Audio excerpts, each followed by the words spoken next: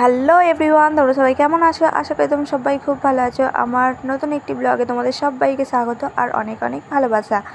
আজ চলে এসেছি নতুন একটি ব্লগ নিয়ে। এই ব্লগটা অনেক দিনকারেরই ভিডিওটা করা ছিল, ভাবলাম তোমাদের সাথে শেয়ার করি। আর ঘড়িতে এখন বাজে মোটামুটি 12:30 মতন। আর চান করে নিয়েছিলাম, স্নান করার পর এবার চলে এলাম যে জামা কাপড় মেলতে।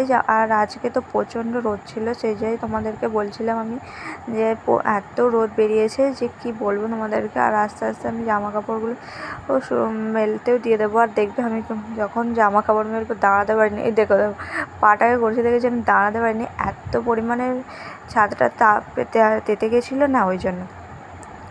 তারপরে চলে আসলাম যে একটু মুখে ক্রিম দিতে আর চুলটা আঁচড়াতে। দেখো আমি প্রতিদিন চুলে জল ভেজাই না, চুলে জল দিলে শুকাতে পারবো না। আর এই গরমে এমনিতেই চুলটা প্রচণ্ড ভিজে থাকে।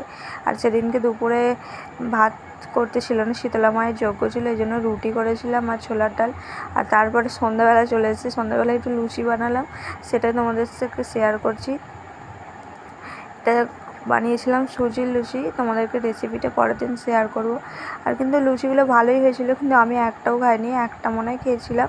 আর তারপরে আর খাইনি। এই একটা লুচি খেয়েই আমার মানে অম্বল করে গেছিলো, এই জন্য খাইনি। আর তারপরে চলে এলাম পরের দিনকে মা এদিকে রান্নার জন্য তরকারি কুটেছিল, আর ওদিকে মা ভাত বেড়ে আমাকে ডাকলো যে মানে খেয়ে নিবি। আর আমি সেটাই জিজ্ঞাসা করলাম কী রান্না করেছো। আলু সিদ্ধ ভাত, এই আলু সিদ্ধ ভাত আর ঘি দিয়ে খেতে তো আমার খুব ভালো লাগে। তোমাদেরকেও কার কার ভালো লাগে বলতে পারবে কমেন্টের মধ্যে জানিও কিন্তু। আর তারপরে আমি চলে যাচ্ছিলাম আইসক্রিম কিনতে, খুব গরম লাগছিলো আর সেটাই তোমাদেরকে দেখাচ্ছি। আর ওই জন্য মাথায় গামছাও দিয়েছি, চলো দেখো। আর আমার তো কর্নেটো আইসক্রিম খেতে খুব ভালো লাগে, আর কর্নেটোটাই দিতে বললাম। আমি দুটো নিয়েছিলাম, আমার একটা আর আমার ভাইয়ের একটা, তো সেটাই দিচ্ছি।